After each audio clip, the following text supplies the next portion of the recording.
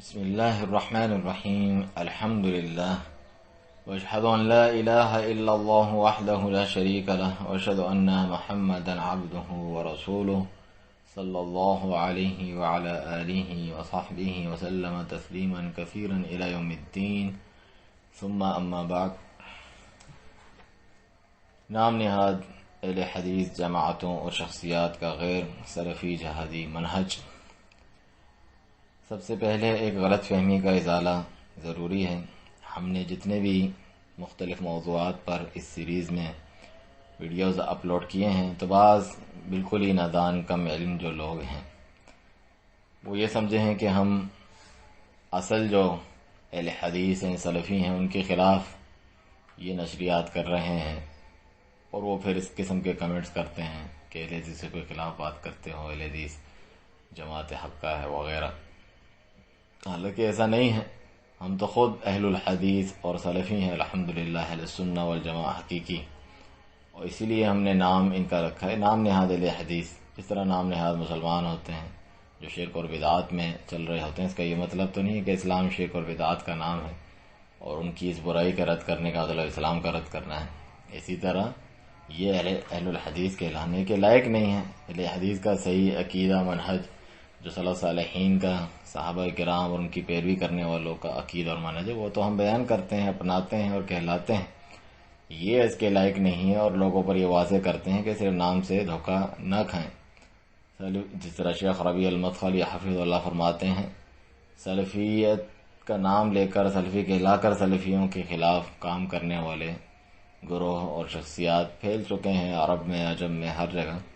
تو ضروری ہے کہ جو حقیقی ہیں وہ اور جو ان کا روپ دھارتے ہیں صرف نام کے طور پہ، ان میں فرق کیا جائے.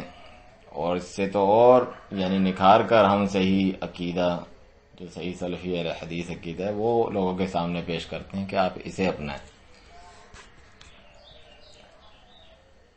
جس طرح کہ آپ نے سنا، آج کا جو موضوع ہے وہ جہاد فی سبیل اللہ ہے. اس میں کوئی شک نہیں کہ جہاد فی سبیل اللہ، قتال اللہ تعالیٰ کے راستے میں کرنا اسلام کی چوٹی ہے.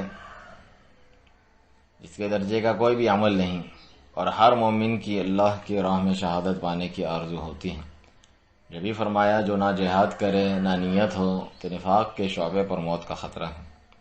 البتہ جہاد ہر صورت میں فرض عین نہیں ہوتا، بلکہ عام حکم فرض کفایہ کا ہے کہ اگر مسلمانوں کی افواج یہ ذمہ داری نبھا رہی ہے تو باقی مسلمانوں پر کوئی گناہ نہیں.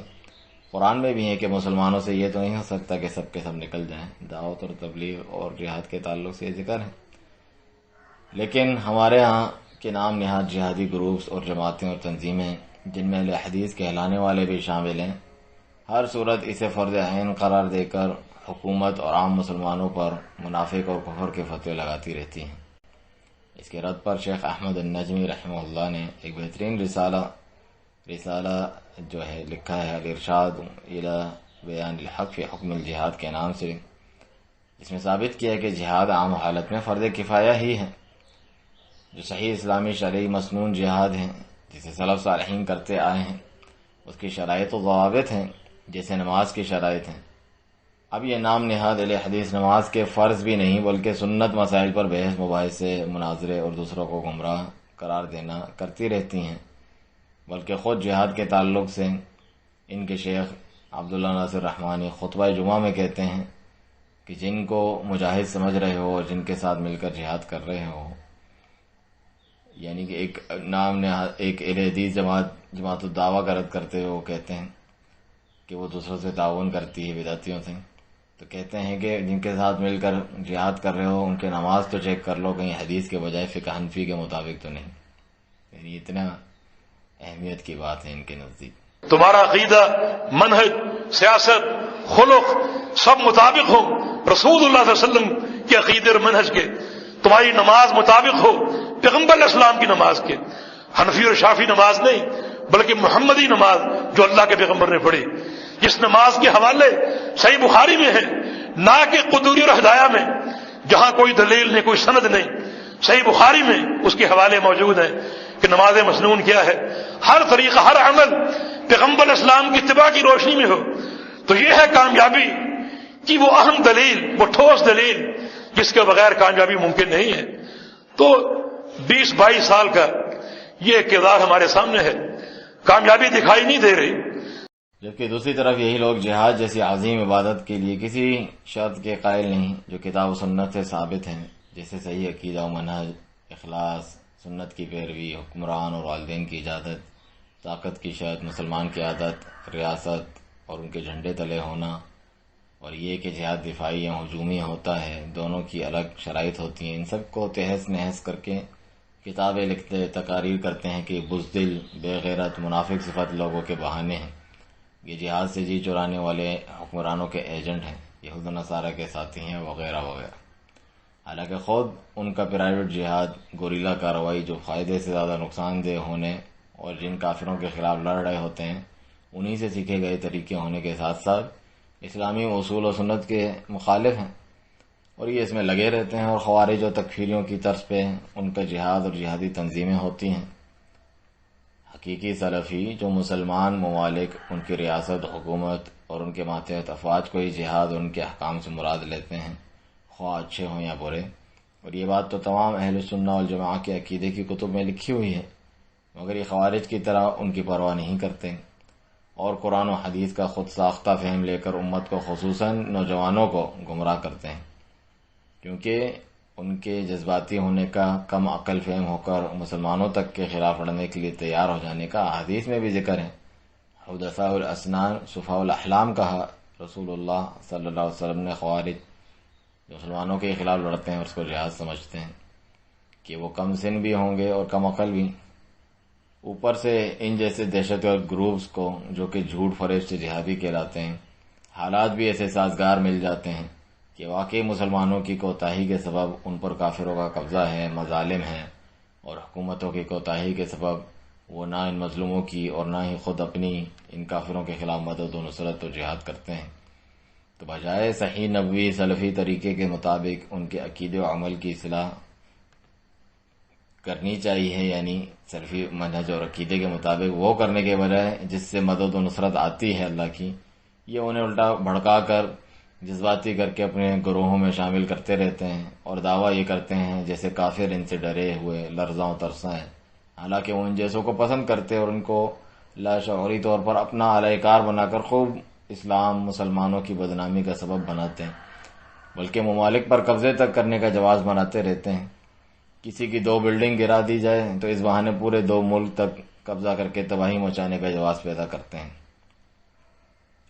انہی گمراہ کن جہادی کہلانے والی جماعتوں کا شاخسانہ ہے کہ جہاد فی سبیل اللہ جیسے پاکیزہ عمل اور امن عالم کی حقیقی ضمانت کو دہشت گردی کا لیبل لگ گیا ہے، اور اسی کو بنیاد بنا کر حرام موت، خودکشی کو مزین کر کے اسے شہادت و فدائی کارروائیوں کا نام دے کر خودکش حملوں تک کو بڑے دھڑلے سے جائز قرار دیتے ہیں. جوان لڑکوں بلکہ خواتین تک کو برین واش کر کے استعمال کر لیا جاتا ہے، جس کی وجہ سے لال مسجد و مدرسہ حفصہ جیسے واقعات بھی رونما ہوتے ہیں. ابھی حال ہی میں ان کے منہ سے ان کا عقیدہ منت سنیں. والی گلی ہے اس سے ذرا قریب سے تھا میں، تو وہاں سے CTD والوں نے آ کے گاڑی کو سائڈ ماری اور اترے اور مجھے کہا کہ نیچے اترے. جب میں نے یہ صورتحال دیکھی، میں فرنٹ پہ بیٹھا تھا غیر مسلح، میں نے اپنے گارڈ سے گن لی، کلاشن کوف پھر بتا رہی ہوں کلاشن کوف لی، گارڈ کے پاس تھی، اور پھر انہوں نے CTD والوں پر فائر کیے اور CTD والوں نے مولانا صاحب پہ فائر کیے. پھر ایک ختم ہو گئی، یعنی میگزین ختم ہوا تو دوسرے گارڈ سے لی، اور پھر مولانا صاحب نے CTD والوں کی کھینچ کے تو ان کے ساتھ مقابلہ شروع کیا، اور ان کے 10-12 لوگوں نے مولانا صاحب کو گرفتار کرنے کی کوشش کی. ایک نے داڑھی پکڑی، ایک نے سر پکڑا، اینک گر گئی ان کے ہاتھ سے، ہاتھ ان کے زخمی ہیں، آپ جا کے دیکھ بھی سکتے ہیں، اور ان کے پاؤں سے جوتا نکل گیا. آج جب طلباء پہنچے، اساتذہ پہنچے، محلے والے پہنچے، اس وقت تک پورا محلہ جو ہے وہ گولی کی آوازوں سے گونج رہا تھا. تو پھر CTD والے جو ہیں وہ ادھر متوجہ ہوئے اپنی گن لینے کے چکر میں، تو مولانا صاحب وہاں سے ان کو چھوڑ کر پھر بھاگے. اور میرا TTP والوں سے ایک سوال ہے، تم سن 2007 سے ہمارے لیے لڑ رہے ہو، کیا اپنے باپ پر حملہ برداشت کرو گے؟ یہ CTD والے کسی کی نہیں سنتے، نہ کسی کی عزت کرتے ہیں، یہ کسی رعایت کے قابل نہیں ہیں. انہیں یونیفارم میں دیکھو تب بھی مارو، بغیر یونیفارم کے دیکھو تب بھی مارو. یہ کسی پہ اٹیک نہ کریں تب بھی تم ان کا مارو. ایک حسان، ایک غازی، 100 میں نے بات کہی تھی کہ اللہ میاں میرا ایک ان کے 100. اللہ میاں نے وہ بات پوری کی. اب ایک عبدالعزیز اور اس کے بدلے 1000، ایک مولانا عبدالعزیز اور ان کے بدلے 1000. یہ بھول گئے ہیں کہ جو انہوں نے 60,000 لاشیں اٹھائی تھی. ہم دوبارہ یاد کرا دیں گے، کوئی مسئلہ نہیں ہے. تم آگ لگانا چاہتے ہو، ہمیں کوئی نہ کہے کہ ہم نے کھیل شروع کیا، یہ گیم شروع کیا. ہم ملک کے دشمن نہیں ہیں. ہم سن 2007 سے آرام سے جی رہے ہیں اور سکون سے جی رہے ہیں. ملک کی خدمت کریں. پہلے لاہور شریف کو کیڑے نے کاٹا تھا، اللہ نے اس کو ہمارے سروں سے دفع کیا. اس کے بعد یہ باجوہ کو کیڑے نے کاٹا، اب CTD والوں کو کاٹا ہے، تو ان کا علاج بھی اللہ کروائیں گے انشاءاللہ تعالی. اس ملک پہ مشرف کا ظلم و ستم برداشت کیا خالد صاحب. چاہتے تو اسی ملک کی عید سے عید بجا سکتے تھے. منع کیا سب کو، امن امان قائم کیے. آپ خود کش بھول گئے ہیں، اس لیے آپ لوگوں کا سر پہ نشہ چڑھ رہا ہے طاقت کا. ایک آیا نا، آپ کو ساروں کا نیندیں حرام ہو جائے گی.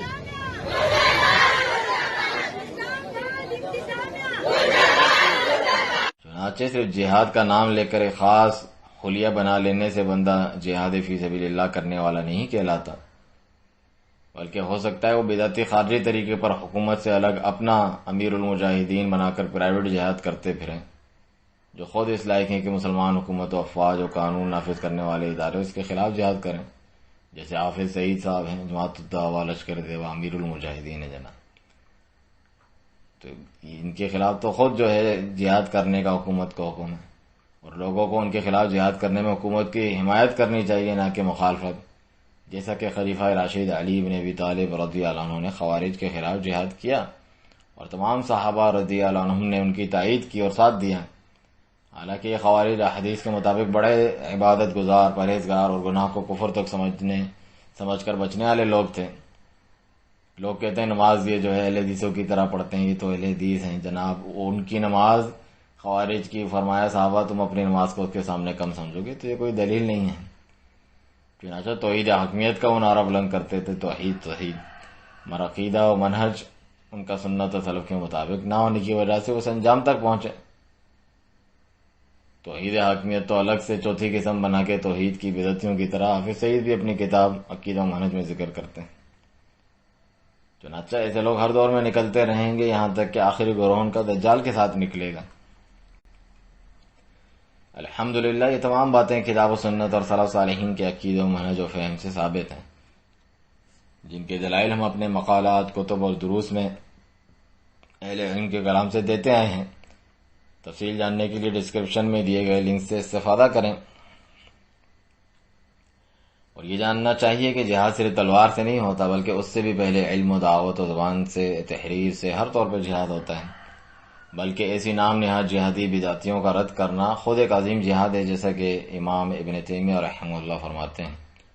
اور یہ بھی فرمایا کہ کافر اگر مسلمانوں کے ملک پر قبضہ کرتے ہیں تو بس ان کی زمین اور وسائل پر قابض ہوتے ہیں، ان کے دلوں کے ایمان اور عقیدے کو تو نہیں بدل سکتے.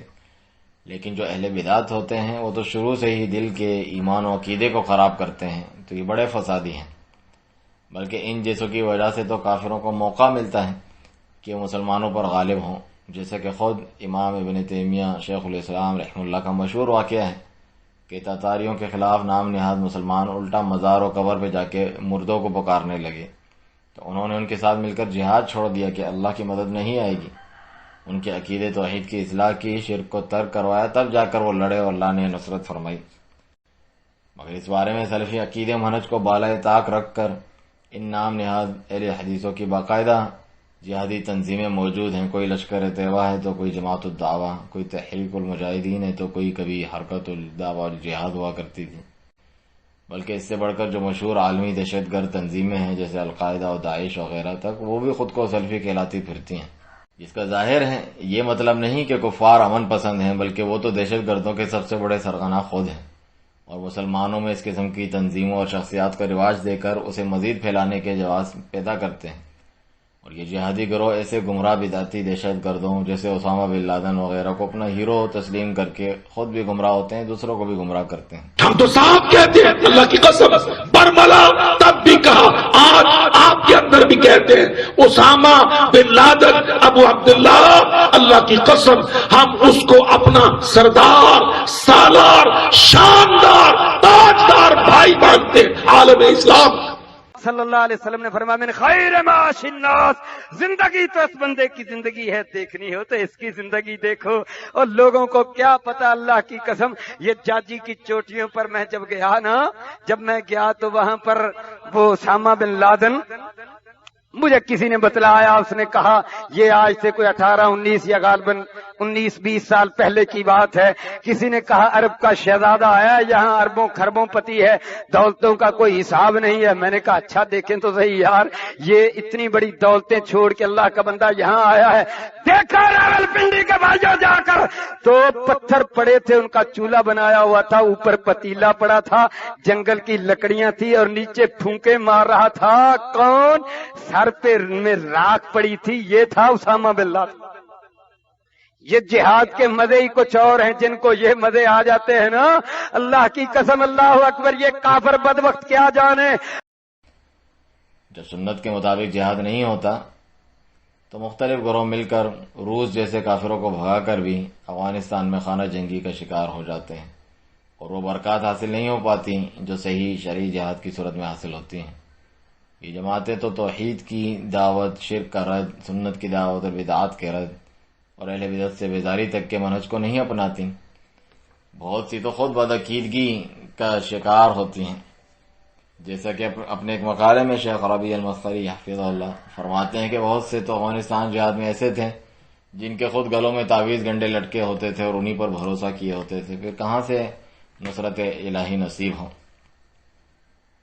جہاد کشمیر کی شرعی حیثیت میں شیخ عبداللہ ناصر رحمانی، جو کہ سرپرست اعلیٰ بھی ہیں تحریک المجاہدین جموں و کشمیر کے، یہ ایک ان کا جو ہے دوسرا روپ ہے، اور مجاہدین کا رسالہ شہادت ماہانہ جاری کرتے ہیں اور جہادی ٹریننگ کے معسکر جیسے عبداللہ مبارک شنکیاری وغیرہ چلاتے ہیں، اسی طرح جیسے جماعت الدوا کے بھی مرید کے وغیرہ میں، اسی طرح مختلف علاقوں میں اس طرح کے سلسلے اور دورات خاصہ عامہ کا خوب چلن رہا ہے، ٹریڈنگ سینٹر اور اس قسم کی چیزیں۔ البتہ بین الاقوامی بدلتی صورتحال خصوصاً 9/11 کے بعد سے جماعتیں مختلف سیاسی پینتروں کے ساتھ اس عمل کو کبھی خفیہ، کبھی ظاہر، کبھی سلفیوں کی آنکھوں میں دھول جھونکنے کے لیے خود کو دہشت گرد جہادی تنظیموں سے الگ باور کروانے کی کوشش، کبھی صرف مفاد کے لیے حکومت کی اطاعت تو کبھی کسی اور فن فریب سے اپنی بقا کو یقینی بنانے کی کوشش میں لگی رہتی ہیں، حالانکہ حکومت وقت انہیں کل عدم قرار دے کر پابندی بھی لگاتی رہتی ہیں، مگر یہ پھر دوسرے ناموں سے کبھی خدمت انسانیت تو کبھی کیا اپنا کام خفیہ جاری رکھتے ہیں، جو کہ اہل بدعت کی نشانیوں میں سے ہیں۔ الٹا عوام کو بیوقوف بنانے کے لیے عذر تراشتے رہتے ہیں، اصل میں حکومت کی مجبوری ہے جناب، یہ ہے اور وہ ہے۔ کوئی کشمیر جہاد کے حق میں کتابیں لکھتا ہے، جماعتیں بناتا ہے، تو کوئی اس کا شد و مت سے رد کرتے ہیں، جیسے شیخ توصیف الرحمان راشدی، طالب الرحمان، رطیب الرحمان، وہ تو رد کرتے ہیں پورے طریقے سے۔ آج ہمارا جہاد کس کے لیے؟ آج ہماری جنگ کس کے لیے؟ کشمیر بنے گا پاکستان، اسلام آ جائے گا؟ کس کی حکومت آئے گی؟ جنرل صاحب کی، پرویز مشرف کی، یا نواز شریف کی، یا بھٹو کی؟ تیسرا تو کوئی نہیں، چوتھا تو کوئی نہیں۔ پاکستان میں جمہوریت کفر ہے، الیکشن میں حصہ لینا حرام ہے، اور اسی جمہوری حکومت کو پھیلانے کے لیے کشمیر میں بندے بھی بڑھواؤ، جانیں بھی لٹواؤ، مال بھی دو اور نعرے لگاؤ کشمیر بنے گا پاکستان۔ اللہ کی قسم یہ جنگ، یہ لڑائی اسلام کی نہیں، سیاست کی لڑائی ہے، یہ وطنیت کی لڑائی ہے۔ اور وطن پرستی اسلام میں ہر ملک ملک ماست کے ملک خدائے ماست۔ ہم نے کس چیز کو جہاد سمجھا ہے؟ ہم نے کس چیز کو اسلام سمجھا ہے؟ کس کے لیے جانیں دی جا رہی ہے؟ کس کے لیے چندے دیے جا رہے ہیں؟ کس کے لیے ٹریننگیں ہیں؟ کشمیر میں بہنوں کی عزتیں لٹ رہی ہیں، کشمیر میں جھونپڑیوں سے دھواں اٹھ رہا ہے، کشمیر میں لاشیں گر رہے ہیں۔ ہائے افسوس، ہائے افسوس، تجھے کشمیر میں بہن کی لٹتی ہوئی عزت نظر آتی ہے، پاکستان میں رب کی لٹتی ہوئی توحید نظر نہیں آتی؟ قوم کو کشمیر کی آزادی کی دعوت دینے والوں، قوم کو کشمیر میں لٹتی ہوئی عزتیں بتانے والوں، قوم کو کشمیر میں بہتا ہوا لہو بتانے والوں، قوم کو بتاؤ تم جس کو داتا کہتے ہو، اگر داتا کہتے کہتے مر گئے تو سیدھے جہنم میں جاؤ گے. کہ کشمیر میں جو جنگ برپا ہے اس جنگ کے پیچھے دو بڑے نعرے ہیں. پہلا نعرہ کشمیر بنے گا پاکستان، دوسرا نعرہ کشمیر بنے گا خود مختار. یہ دو بنیادی نعرے، بنیادی نظریے ہیں کشمیر میں لڑنے والوں کے. اگر کشمیر پاکستان بنے یا کشمیر خود مختار بنے، دونوں صورتوں میں توحید کا نعرہ نہیں ہے، اسلام کا نعرہ نہیں ہے. یہ وطنیت کی جنگ ہے، یہ ملک کی جنگ ہے، یہ قوم کی جنگ ہے، یہ وطن کی جنگ ہے. اس جنگ کے اندر اسلام کا ذکر نہیں ہے. وطنیت کی جنگ اسلام نہیں ہوا کرتی، قومیت کی جنگ اسلام نہیں ہوا کرتی، ملکوں کو فتح کرنے کی جنگ اسلام نہیں ہوا کرتی. اسلام کی جنگ کی بنیاد لا الہ الا اللہ ہوا کرتے ہیں. اگر وہ جہاد لا الہ الا اللہ ہے تو پھر اسے تسلیم کیا جائے گا، اور اگر اس کی بنیاد کشمیر بنے گا پاکستان یا کشمیر بنے گا خود مختار تو پھر یہ جنگ قوموں کی، وطنوں کی، ملکوں کی، ٹکڑوں کی سیاست کی لڑائی ہے. اس پر اسلام کی جہاد کا لیبل نہ لگائیے. لا الہ الا اللہ کی بنیاد پہ جنگ ہوگی، لڑنے والے مواحد ہوں گے، لڑنے والے اہل ایمان ہوں گے، لڑنے والے اہل توحید ہوں گے. آج کی لڑائی میں مشرک بھی لڑ رہا ہے، بدعتی بھی لڑ رہا ہے، صوفی بھی لڑ رہا ہے، وطن پرست بھی لڑ رہا ہے، قوم پرست بھی لڑ رہا ہے، آزادی کا نعرہ لگانے والا بھی لڑ رہا ہے. جس سے ثابت ہوتا ہے یہ ایمان کی جنگ نہیں ہے. ایمان کی جنگ ہو تو حضرت بلگی درگاہ پہ سجدہ کرنے والا کیوں لڑے؟ اگر ایمان کی جنگ ہو تو قبروں کا پجاری کیوں لڑے؟ اگر ایمان کی جنگ ہو تو وطن کی آزادی کے نعرے لگانے والا کیوں لڑے؟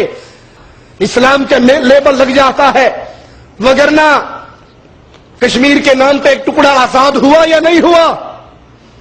آزاد کشمیر تو آزاد ہو چکا. کیا وہاں پر لا الہ الا اللہ کی حکومت قائم ہو گئی؟ وہاں پہ سہیلی سرکار کے دربار کی پوجا ہو رہی، وہاں پہ قبروں کی پوجا ہو رہی. نہ وہاں پہ توحید غالب ہے، نہ اللہ کی حاکمیت غالب ہے، نہ عرش والے کا قرآن غالب ہے. جو طریقہ واردات آج تنظیموں نے اپنایا ہے، ایک تنظیم کے 3 آدمی، 4 آدمی، 5 آدمی جاتے ہیں، وہ ایمبوش لگاتے ہیں، قافلے پر حملہ کرتے ہیں، 4 میزائل، 4 پٹاخے، 4 بم، 4 شرلیے وہ چلا کے گائیڈوں کے ذریعے واپس بارڈر پار کر آتے ہیں. اور جب دشمن قوم، دشمن فوج اٹھتی ہے، ان کے سپاہی مرے ہوئے، مارنے والے غائب ہیں، وہ اٹھ کر ان مسلمان بستیوں پہ حملہ کرتے ہیں جو اس چھاونی کے قریب ہوتی ہے. اور یہ اپنے مجلوں میں لکھتے ہیں ہم پہاڑ پہ بیٹھ کر دوربین سے دیکھ رہے تھے، مسلمان بستی پر بڑا ظلم ہو رہا تھا. ارے ظالم، یہ ظلم کروایا کس نے ہے؟ بھیڑ کے اس چھتے کو چھیڑا کس نے ہے؟ مار کے بھاگا کس نے ہے؟ اگر عام میں طاقت ہے تو مارنے کے بعد بھاگتے کیوں ہو؟ رک کر کیوں نہیں مقابلہ کرتے؟ اور اگر آپ کہو ہم تو تھوڑے ہیں، ان کی فوج زیادہ ہے، اگر آپ میں طاقت نہیں ہے تو پنگا کیوں لے رہے ہو؟ اگر تم اس مسئلے کو ختم کرنا چاہتے ہو تو تمام تنظیمیں انفرادی طور پہ وہ سارے اپنے اپنے مجاہدوں کو، اپنے اپنے کمانڈروں کو اس بارڈر پار کیوں نہیں بھیج دیتی؟ اکٹھے جا کر حملہ کریں اور یہ معاملہ ختم ہو جائے 1 ہفتے میں، 1 مہینے میں. حقیقت یہ ہے کہ یہ سیاسی جنگ ہے. تم اس کو ختم نہیں کرنا چاہتے، بلکہ یہ آگ کی ایسی بھٹی ہے، تم چاہتے ہو یہ آگ جلتی رہے. جب بجھنے لگتی ہے 2-4 لکڑیاں اور پھینک دیتے ہو، جب وہ بجھنے لگتی ہے تو اور پھینک دیتے ہو. ارے ان مسلمانوں کی عزتوں سے کب تک کھیلو گے؟ مسلمانوں کے خون سے کب تک کھیلو گے؟ مسلمان بچیوں کی عزتوں سے کب تک کھیلو گے؟ اگر ان کو آزادی دلوانی ہے، مل کر اکٹھے حملہ کیوں نہیں کرتے؟ اور اگر نہیں کر سکتے، ان غریبوں کی جان کیوں نہیں چھوڑ دیتے؟ کب تک ان کو لٹکائے رکھو گے؟ کب تک یہ ظلم کے پہاڑ چلتے رہیں گے؟ کب تک مسلمان ظلم کی چکی میں پستے رہیں گے؟ یہ طریقہ اہل ایمان کا طریقہ نہیں ہے. اہل ایمان خلیفۃ المسلمین کے حکم سے نکلتے ہیں، نکلتے उस वक्त है जब अल्लाह ताकत देता है, और जब ताकत देता है फिर अगर 313 का मुकाबला 1000 से हो जाए वो अपना सर सजदे में रख के अर्श वाले से मदद मांगते हैं। ला इलाहा इल्लल्लाह की हुकूमत गालिब आए फहुव फी सबीलिल्लाह, ये अल्लाह के रास्ते का मुजाहिद है। और इसके अलावा कोई वतन की आजादी के लिए लड़ता है, कोई कौम और कबीले के लिए लड़ता है, माल और दौलत के लिए लड़ता है, तो वो जिहाद फी सबीलिल्लाह नहीं है, वो भी वतन परस्ती की जंग कर रहे हैं। वतनियत की जंग है, इस्लाम नहीं है। कड़वी बात है लेकिन मजबूर हूं, मस्जिद में खड़ा हूं, डंडी नहीं मार सकता, झूठ नहीं बोल सकता। क़यामत के दिन आग की लगाम पहनाई जाएगी उस मौलवी को जो लोगों के माथों पे पड़ने वाले बल को देखकर मसला बदल जाते हैं। मस्जिद में खड़ा हूं, झूठ नहीं बोल सकता, पूछा गया है तो मजबूर हूं जवाब देने पर। जो पाकिस्तान से लोग जाके कश्मीर में लड़ रहे हैं, जिनको ISI लड़वा रही है, पाकिस्तानी फौज लड़वा रही है, उनकी ट्रेनिंग पाकिस्तानी फौज करवाती है, उनके ट्रेनिंग सेंटर वो चलाती है, उनको चंदा वो देती है, फंडिंग वो देती है, उनके रिसाले वो छपवाती है, उनके खर्चे वो उठवाती है। बंदा अंदर जाके मर जाता है, 40,000 रुपए तंजीम को पाकिस्तानी फौज देती है। उनका नजरिया क्या है? कश्मीर बनेगा, बोलो, कोई पाकिस्तानी नहीं बैठा यहाँ पर, कश्मीर बनेगा, कश्मीर बनेगा पाकिस्तान। तो कश्मीर बनेगा पाकिस्तान किस चीज के लिए लड़ रहे हैं? पाकिस्तान के लिए। तो वतन की जंग है, इस्लाम नहीं है, तौहीद नहीं है, कुफर की जंग है, वतनियत की जंग है। ठीक है, मेरी बात कड़वी है लेकिन माफ कर देना, चंदा लेने नहीं आया दोबारा ना बुलाना, नहीं आऊंगा, नाराज हो जाओगे तो ठीक है। ये कश्मीर की जंग पाकिस्तान के पानियों की जंग है, पाकिस्तान का पानी रोक लेगा इंडिया हिंद में, कश्मीर में। तो ये सारे नारे वतनियत के नारे हैं, ये ला इलाहा इल्लल्लाह के नारे नहीं है, ये तौहीद के नारे नहीं है। और जो लाहौर से उठकर श्रीनगर में लड़ने के लिए जा रहा है और वो कहता है मैं तो तौहीद के लिए लड़ रहा हूं, तो उसको पूछो तुझे लाहौर में हजवेरी का दरबार नजर नहीं आता? तुझे लाहौर में घोड़े शाह का दरबार नजर नहीं आता? लाहौर में फैलता हुआ शिर्क और कुफर नजर नहीं आता? अपने घर में आग लगी है, किसी की झोपड़ी की आग बुझाने जा रहा, ठीक है। तो जंग होती है ला इलाहा इल्लल्लाह के लिए जो लड़ी जाए, वो तो जंग है, वतनियत की जंगें सियासी जंगें हैं। और इनके भाई, इन्हीं के भाई जो है डॉक्टर शफीक और रहमान, वो तो तागूत करते, इन्हीं तकफीरी जिहादी जमातों और शख्सियात के हामी, और इन्हीं की तरह शाम की जंगों पर अहदीस मनमानी तावीलात से फिट करते रहते हैं। एक दूसरे से भी ये अहदीस जिहादी तंजीमें लड़ती रहती हैं, जैसे जमात उद-दावा और तहरीकुल मुजाहिदीन एक दूसरे के खिलाफ खूब मुहिम चलाती हैं कि हम जमीयत अहदीस की तहरीकुल मुजाहिदीन कश्मीर के अंदर की तंजीम है, और ये जमात उद-दावा लश्कर तैयबा बस चंदा जमा करने वाले लुटेरे हैं और बेदातियों के साथ मिलकर जिहाद करते हैं वगैरह वगैरह। तभी तो 20-22 साल हो गए कदिया कश्मीर को, 1 इंच जमीन हासिल नहीं हो सकी। हालांकि ये इस्लाम की रूह के खिलाफ है। बहुत से लोग, तंजीमें कश्मीर के जिहाद के नाम से मसरूफ अमल है, उन्हें मैं नसीहत करना चाहता हूं। रूह जिहाद जो है वो सफ़े वाहिद में है। तभी तो 20-22 साल हो गए कदिया कश्मीर को, 1 इंच जमीन हासिल नहीं हो सकी। हालांकि ये इस्लाम की रूह के खिलाफ है, मगर आज 20-22 साल होने को हैं, मगर कुछ हासिल नहीं हो रहा। 1 इंच जमीन हम हासिल नहीं कर सके। सोचें इसमें क्या कसूर है, क्या कोताही है। वसाइल तो कौम बहुत दे रही है और हर जमात चंदा जमा करने में पेश है। वसाइल तो खूब समेटे जा रहे हैं, कहीं मालों में खयानत तो नहीं हो रही, कहीं जो हमारा इफ्तिराक है, मुख्तलिफ नाम, मुख्तलिफ तंजीमें, मुख्तलिफ झंडे और परचम, जो एक वाज़े तफर्रुक़ की शक्ल है, ये रुकावट तो नहीं है। कहीं हमारे झूठ अपनी तंजीमों की खातिर, ये रुकावट तो नहीं है कि एक मिल्लत, एक जमात अपने आप के मुवाहिद होने का दावा करती है और उसका इश्तिराक अमल एक ऐसी जमात से हो जो अल्लाह के वजूद की मुनकिर, जिस अलबरक जमात है, जो नो गॉड का तसव्वुर रखती है, उस कौम से मिलकर मार का लड़ना और जिहाद करना, यह कोई इस्लामी फिक़ा नहीं है। जिहाद तो तौहीद के लिए कि हमारा इश्तिराक अमल मुशरिक तंजीमों के साथ हो, और हम ये कहें इसके बगैर मुमकिन नहीं है। ये ISI की पेशकश है, किसी तंजीम से इत्तेहाद कर लो। मेरे भाइयों, अगर इत्तेहाद करना पड़े मुशरिकीन के साथ, ऐसे लोगों के साथ जो अल्लाह के वजूद के मुनकिर हैं, तो फिर जिहाद करना फर्ज नहीं है, जिहाद छोड़ दो। जिहाद इस्तिताअत पर है, फिर जिहाद फर्ज नहीं है। अल्लाह रब्बुल इज्जत ये नहीं चाहता कि उसका दीन जो इंतहाई पाकीदा है, उसका गलबा ایسے ہاتھوں سے ہو جو ناپاک ہو، پلید ہو، مشرک ہو، بدعتی ہو. یہ پاکیزہ دین پاکیزہ لوگوں کا طالب ہے. تبھی تو اللہ تعالیٰ معاشرے میں اپنے انبیاء کو چن کر بھیجتا ہے جو قوم کے کریم ہوتے ہیں، سچے ہوتے ہیں، صدق منہج میں مثال ہوتے ہیں. کیونکہ ایسے لوگ ہی در حقیقت اس زمین پر انقلاب بپا کرنے کے اہل ہیں. اور جو اہل سربت ہیں ان کا کردار یہ ہے، کیونکہ جہاد بالمال بھی تو ہے نا، جہاد بالنفس کے ساتھ جہاد بالمال بھی ہے، کہ وہ اپنے صحیح کردار کو پہچانے. اور یقیناً کشمیری لوگ تعاون کے مستحق ہیں، مگر یہ تعاون کس طریق سے ہو، کس توسط سے ہو. ظاہر ہے کہ جو جماعت وہاں پر اعلاء کلمت اللہ کے لیے اور اللہ کی توحید کے ساتھ اور اللہ کی توحید کے لیے برسر پیکار ہے، اسی کو اپنا جو ہے وہ مقتدا بنایا جائے، تسلیم کیا جائے، ان کے ساتھ رابطہ ہو اور تعلق ہو، ان کے ساتھ تعاون وہاں بھیجا جائے. اب جہاد کی شکل کیا ہے؟ ہم پاکستان میں ہیں، وہ کشمیر ہے. تو میرے بھائیوں اور دوستوں، کشمیر کے اندر بحمدللہ سلفی جماعت موجود ہے. اپنے آپ کو ان کے آگے جھکا دو کہ آپ ہمارے بزرگ ہیں، آپ نے پہلے کام شروع کیا ہے، ہم آپ کے ساتھ ہیں. ہم سے آپ جو چاہیں، جو تقاضا کریں، ہم پورا کرنے کی کوشش کریں گے. ایک ساتھی نے سوال بھیجا ہے کہ آپ تقریریں کرتے ہیں، خود جہاد کے لیے نہیں جاتے. میرے دوست اور بھائیوں، یہ کشمیر کا امیر یہاں موجود ہے بیس کیمپ کا، جمیل الرحمان. ان سے آپ پوچھ لیں، ان سے بھی بات ہوئی، جو ان کے بزرگ ہیں ان سے بھی بات ہوئی. بالکل کھلے دل سے ہم نے یہ کہا ہے کہ ہم سے جو کچھ آپ کو چاہیے ہم سے آپ طلب کریں. جان چاہیے جان مانگیں، مال چاہیے مال مانگیں، جو ہم سے ہو سکا اپنے بھائیوں کی خاطر ہم کریں گے. ہم نے عرض کیا کہ کشمیر کے جہاد کی پالیسی ان بھائیوں نے بنانی ہے. ہم سے جو تقاضا کریں گے وہ تقاضا ہم وقت پورا کرنے کے لیے تیار ہوں گے. اور بحمدللہ کشمیر میں ایک ایسی جماعت موجود ہے جو اللہ کے فضل و کرم سے مسلک حق رکھتی ہے، عقیدہ توحید پر قائم ہے، اور اللہ کے فضل و کرم سے ان کا منہج بالکل دینی حمیت پر قائم ہے.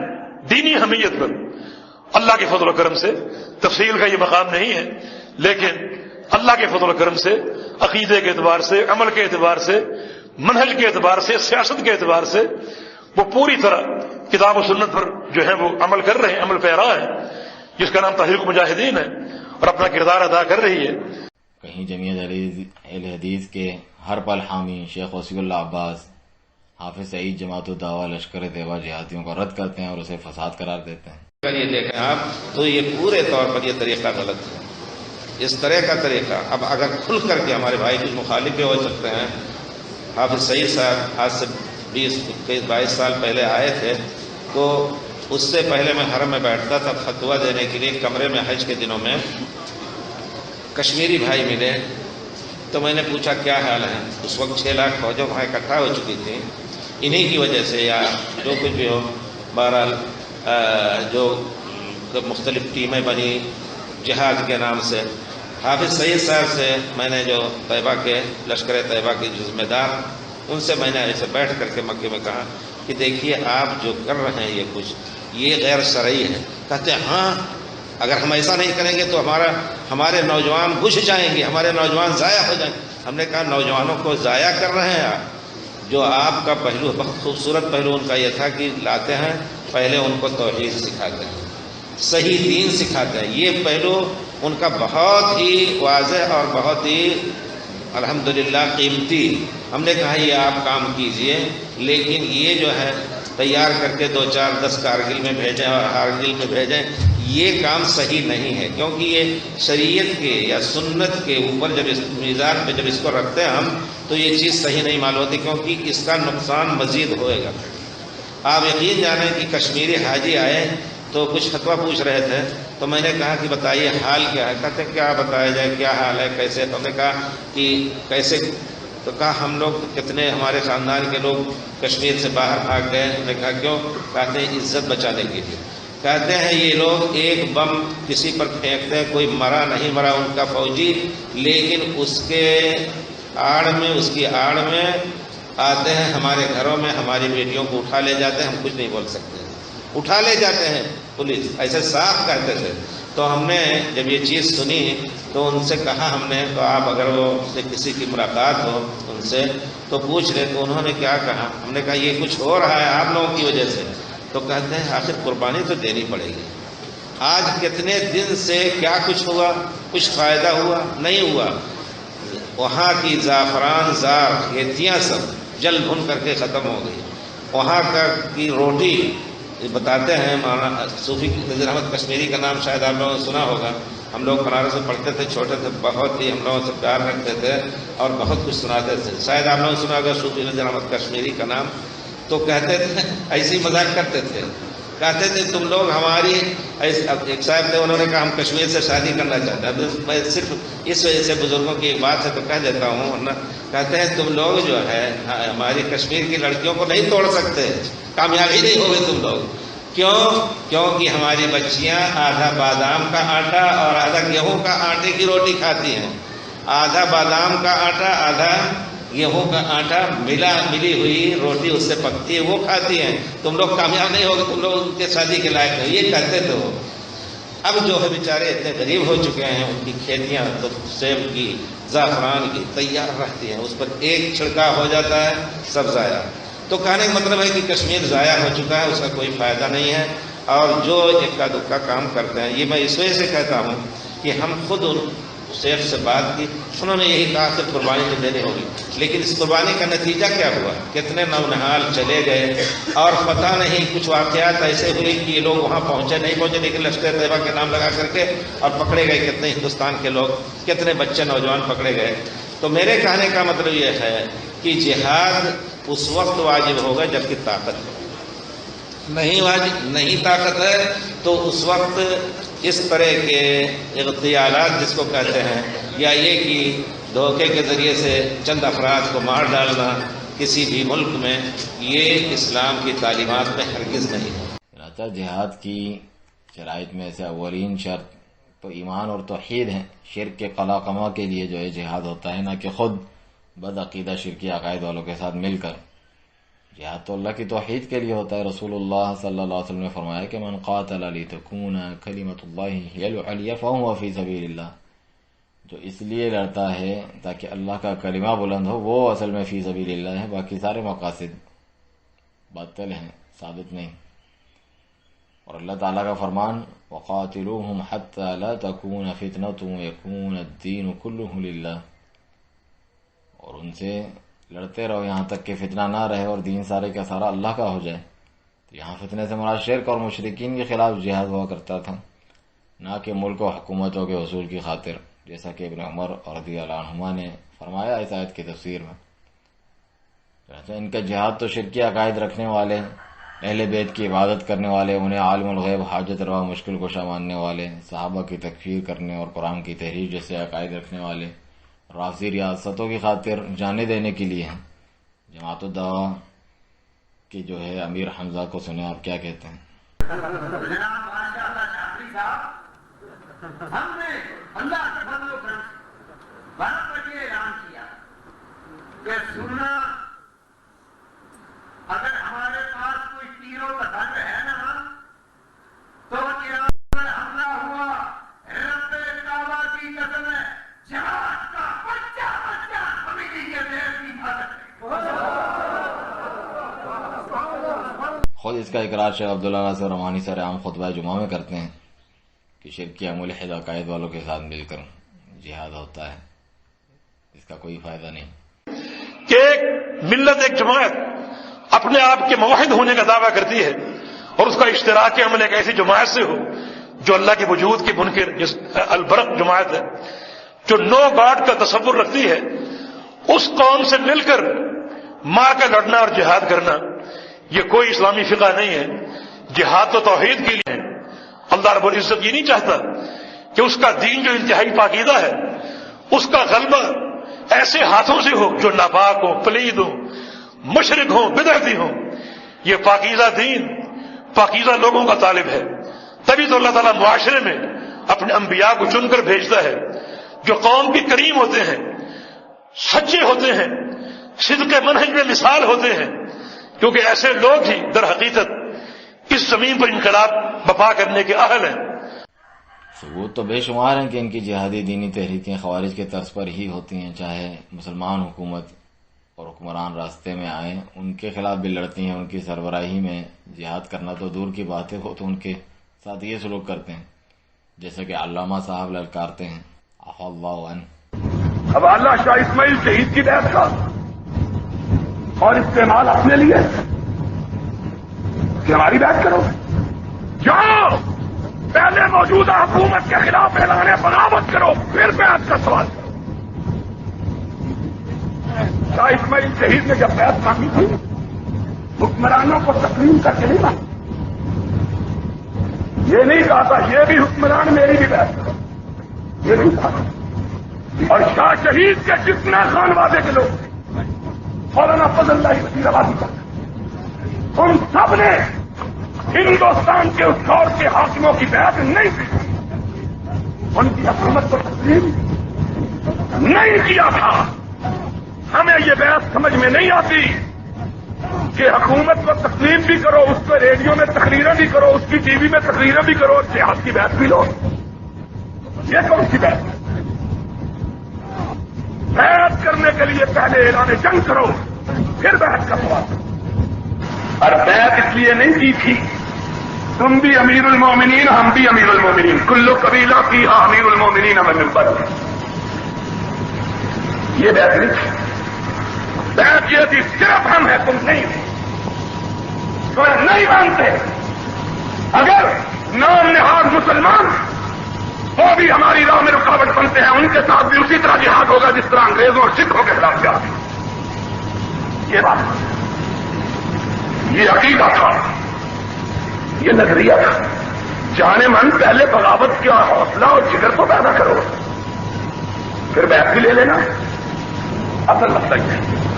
اور اس کے لیے دعوت مسلسل دی جائے سارے دوستوں کو، آؤ دیوبندی بھائیوں تم بھی آ جاؤ، بریلوی دوستوں تم بھی آ جاؤ، شیعہ بھائیوں تم بھی آ جاؤ، ہماری کسی سے کوئی دشمنی نہیں ہے۔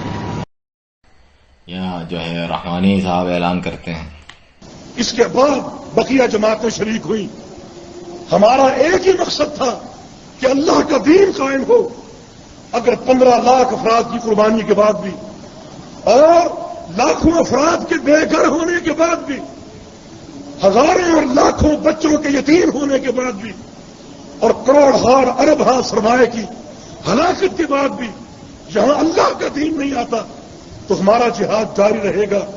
ہم چہروں کو نہیں دیکھتے، کل روس سے لڑے تھے، اس کے بعد افغانستان کے کمیونسٹوں سے لڑے تھے، آج اگر یہ اسلامی حکومت اسلام کا نام لینے کے باوجود اسلام کو نافذ نہ کر سکی تو اس حکومت سے لڑیں۔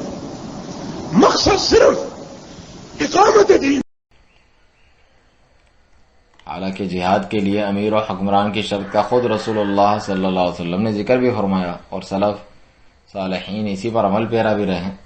رسول اللہ صلی اللہ علیہ وسلم کا تو فرمان کہ من اطاعنی فقد اطاع اللہ ومن عصانی فقد عصى اللہ ومن يطع الامیر فقد اطاعنی ومن يعص الامیر فقد عصانی۔ جس نے میری اطاعت کی یقیناً اس نے اللہ کی اطاعت کی، اور جس نے میری نافرمانی کی اس نے یقیناً اللہ کی نافرمانی کی، اور جس نے امیر حکمران کی اطاعت کی اس نے یقیناً میری اطاعت کی، اور جس نے امیر کی نافرمانی کی اس نے یقیناً میری نافرمانی کی۔ آگے کیا فرمایا؟ وَإِنَّمَا الْإِمَامُ جُنَّةٌ يُقَاتَلُ مِنْ وَرَائِهِ وَيُتَّقَى بِهِ۔ امام تو نہیں ہے مگر ایک ڈھال، یعنی حکمران جو ہے کہ اس کی آڑ لے کر جنگ کی جاتی ہے اور اسی کے ذریعے پناہ لی جاتی ہے۔ فَإِنْ أَمَرَ بِتَقْوَى اللَّهِ وَعَدَلَ فَإِنَّ لَهُ بِذَلِكَ أَجْرًا وَإِنْ قَالَ بِغَيْرِهِ فَإِنَّ عَلَيْهِ مِنْهُ۔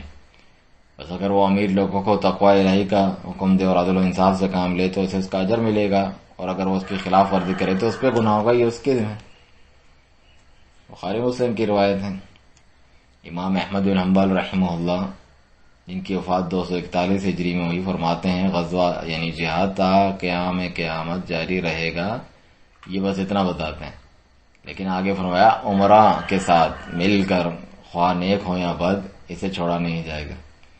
اور یہی عقیدہ امام الطحاوی 321 ہجری میں جن کی وفات ہوئی، ابن قدامہ 620 ہجری میں جن کی وفات ہوئی، ابن تیمیہ 728 ہجری میں جن کی وفات ہوئی، اور ابن عثیمین 1421 ہجری میں جن کی وفات ہوئی رحمۃ اللہ علیہ اجمعین وغیرہ بھی بیان فرماتے ہیں، اور بیچ میں جتنے بھی ائمہ ہیں۔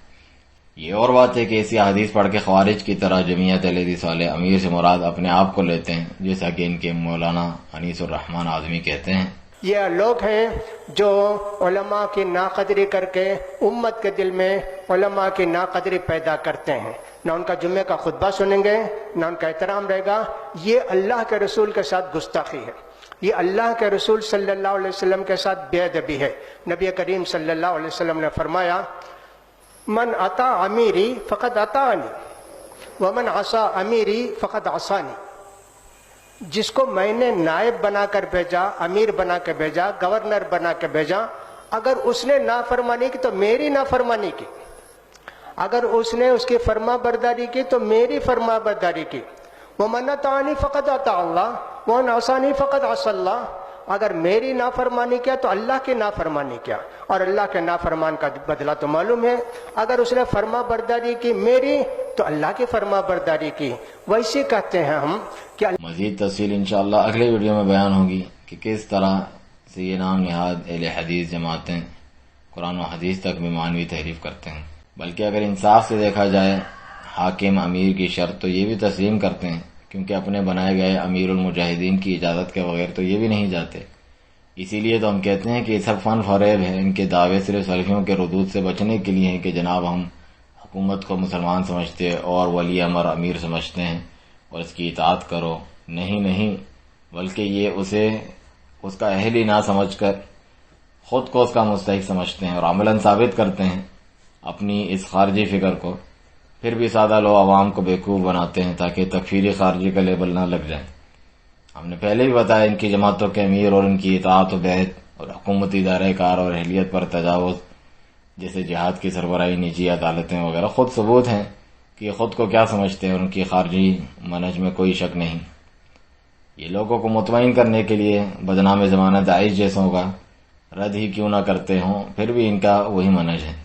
تقریباً عرصہ 9 سال سے تم لگاتار خوارج کے بارے میں اور یہ جتنی اس طرح کی تنظیمیں ہیں جو جہاد کے نام پر مسلمان ملکوں میں فساد مچائے ہوئے اور مسلمان کی عزت اور جان اور مال کو حلال سمجھے ہوئے ہیں، ان کے خلاف ہم بولتے بھی ہیں، لکھتے بھی ہیں. اور میری کتاب جو ہے مسئلہ تکفیر اور اس کے اصول و ضوابط، اور دوسری کتاب میرے ایک شاگرد کی جس میں میں نے بہت خود اضافے کروائے ہیں، حرمت مسلم اور مسئلہ تکفیر. یہ کتابیں اس شخص کی کہ بطلان کے لیے کافی ہیں. پاکستان کے اندر سب سے زیادہ ان خارجیوں کے خلاف جتنا کام جماعت دعویٰ کر رہی ہے یہ ہم نے کیا ہے، اتنا پاکستان میں شاید ہی کسی گروہ نے یہ کام کیا ہو. حاسدین کا ایک گروہ ہماری طرف تکفیر اور تفجیر کی جھوٹی نسبت کرتا ہے، حالانکہ میرا اللہ شاہد ہے اور دنیا بھی اس بات پہ گواہ ہے کہ عرصہ 10 سال سے زیادہ ہو گیا ہے ہم تکفیری اور تفجیری خوارج کے فتنے سے امت مسلمہ کو ڈرا رہے ہیں. القاعدہ کی صورت میں تکفیریوں کا ایک گروہ مسلمانوں کے سامنے واضح ہوا، ظاہر ہوا، جس نے سنی ممالک کے اندر، خاص طور پہ میں یہ لفظ دہراؤں گا کہ سنی ممالک کے اندر فساد برپا کیا، بم دھماکے کیے، سعودی عرب کے اندر بم دھماکے کیے، پاکستان کے اندر بم دھماکے کیے. تو اللہ کی رحمت سے، اللہ کی توفیق سے سب سے پہلا شخص میں تھا جس نے القاعدہ کے فتنے سے امت کو ڈراتے ہوئے لا الارہاب فی بلاد الحرمین، بلاد حرمین کے امن کے تحفظ کے بارے میں تقریر کی اور ان کے شر سے امت مسلمہ کو ڈرایا. تو الحمدللہ سب سے پہلے ان خودکش حملے کرنے والوں کے خلاف آواز ہم نے بلند کی، اور یوٹیوب اس بات پہ شاہد ہے کہ اس طرح کے جتنے بھی فتنے ہوتے ہم فوری طور پہ اس کا جواب تیار کر کے نیٹ کے ذریعے امت مسلمہ تک یہ پیغام پہنچاتے کہ یہ خودکشی ہے، یہ جہاد نہیں ہے، یہ فدائی کارروائیاں نہیں ہے، یہ عملیہ استشہادیہ نہیں ہے، بلکہ یہ خودکشی ہے. داعش کے روپ میں خوارج نے پھر سر اٹھایا تو الحمدللہ سب سے پہلے امت مسلمہ کو ان کے شر سے ہم نے آگاہ کیا، جان کو ہتھیلی پہ رکھ کر ان کے فتنے سے امت کو ڈرایا کہ یہ وہ لوگ ہیں جو مسلمانوں کی تکفیر کرتے ہیں اور ان کے خون کو پانی سے زیادہ سستا سمجھتے ہیں. تو ہمارا منہج بالکل واضح ہے کہ ہم تکفیر اور تفجیر کے منہج سے کوسوں دور ہیں. مگر بعض شر پسندوں نے ہمارا تقریباً کوئی 14-15 سال پرانا ایک کلپ تلاش کیا جس میں ہم نے پرویز مشرف کی تکفیر کی. اگر ایمان ہو تو جیکما آباد کا شہباز ایئر بیس کبھی یہودیوں کی کمین کا پرویز بننے نہ دے، پر وہ تو انہی کا پیدا کیا ہوا پتلا ہے وہ انہی کا پالا ہوا کتا ہے، وہ انہی کے ٹکڑوں پہ جینے والا کافر ہے، وہ کیسے مسلمان کی مدد کرے؟ جھوٹ بولتے ہو یا نہیں بولتے؟ تمہارے گھر میں ڈش انٹینے اور کیبل ہے یا نہیں ہے؟ تمہارے گھر میں ٹی وی ہے یا نہیں ہے؟ تمہاری بیٹی انگریزوں کی بیٹی ہے یا نہیں ہے؟ تمہاری بیوی پر انگریز عورت کی چھاپ ہے یا نہیں ہے؟ تمہاری معیشت پر، تمہاری معاشرت پر، تمہاری سیاست پر، تمہارے بینکوں پر، تمہاری عدالتوں پر، تمہاری قومی اسمبلی پر، تمہارے آئین پر کس کا نظام ہے؟ عرش والے رب کا ہے یا 73 کے کافروں کا ہے؟ ہمارا آئین کافروں والا، ہماری قومی اسمبلی کافروں والی، ہمارا نظام حکومت کافروں والا، ہمارا نظام معاشرت کافروں والا، ہمارا نظام تجارت کافروں والا، ہمارا نظام تہذیب کافروں والا۔ تم مسلمان ہو جنہیں دیکھ کے شرمائے یہود، تمدن میں تم نصارا، تہذیب میں تم ہنود۔ رب کہتے ہیں نئے قانون ساز، رب کہتا ہے کہ اللہ کے لیے حکومت ہے، حکم اللہ کا، حکومت اللہ کی، امر اللہ کا، بندے اللہ کے۔ ہم کہتے ہیں نہیں، ہماری قومی اسمبلی قانون ساز ہے، ہمارا ملک قانون ساز ہے، ہماری عدالتیں فیصلہ کرنے والی۔ رب کہتا ہے وَمَن لَّمْ يَحْكُم بِمَا أَنزَلَ اللَّهُ فَأُولَٰئِكَ هُمُ الْكَافِرُونَ۔ جو رب کے قانون کے مطابق فیصلہ نہیں کرتے وہ پکے ٹھکے کافر ہیں۔ بتاؤ لاہوریو، تمہاری سپریم کورٹ نے فیصلہ دیا تھا کہ نہیں دیا کہ سود قرآن کی روشنی میں حرام ہے، آئین کی روشنی میں حرام نہیں ہے؟ تمہاری عدالتیں کافر، تمہاری اسمبلیاں کافر، تمہاری حکومتیں کافر، میں اور تم بھی آدھے تیتر آدھے بٹیر۔ لوگو یا ایھا الذین آمنو آمنوا باللہ، کلمہ پڑھنے والے ایمان لے آؤ۔ داڑھی رکھ کے بندہ مسلمان نہیں ہوا کرتا، نماز پڑھ کے بندہ مسلمان نہیں ہوا کرتا۔ دنیا کے بنے ہوئے جھوٹے خداؤں کا بائیکاٹ کرو۔ آج عراق میں کتنے امریکی آئے؟ 90,000 پہلے آئے، 1,20,000 دوبارہ آئے، کتنے ہو گئے؟ 2,10,000۔ صرف پاکستان کی آبادی کتنی ہے؟ 14 کروڑ مردے، جن کے اوپر ان مردوں کا سردار پرویز مشرف مسلط ہے۔ وہ پرویز، وہ کافر جو اپنوں سے لڑ سکتا ہے، غیروں سے لڑتے ہوئے اس کی مونچھ نیچے ہو جاتی ہے، جو علماء کو جیل میں ڈال سکتا ہے، جو امریکہ کے ساتھ مل کر افغانستان کے معصوم بچوں کو مار ہو سکتا ہے، کلمہ پڑھنے والوں کی حفاظت کر سکتا، ایسا غدار، ایسا کافر جو ہندوؤں کا بسنت کا تہوار منانے کے لیے اپنی بیوی کا ہاتھ غیر مردوں کے ہاتھ میں دیتا ہے، غیر عورتوں کا ہاتھ اپنے ہاتھ میں لے کے ساری رات پتنگ بازی کر سکتا ہے۔ سنو، ایسا غدار کافر مسلمان بچیوں کی عزتوں کا محافظ نہیں ہو سکتا۔ 1.5 لاکھ امریکی، 2,10,000 امریکی اور 14 کروڑ کے پاکستانی مردے، لیکن ہم بھی مردے ہیں، ہماری حکومت والے بھی مردے ہیں، وہ بھی کافر ہیں، ہم بھی کافر ہیں۔ اگر ہم مسلمان ہوں، فضائے بدر پیدا کر، فرشتے تیری نصرت کو اتر سکتے ہیں، گردوں سے قطار اندر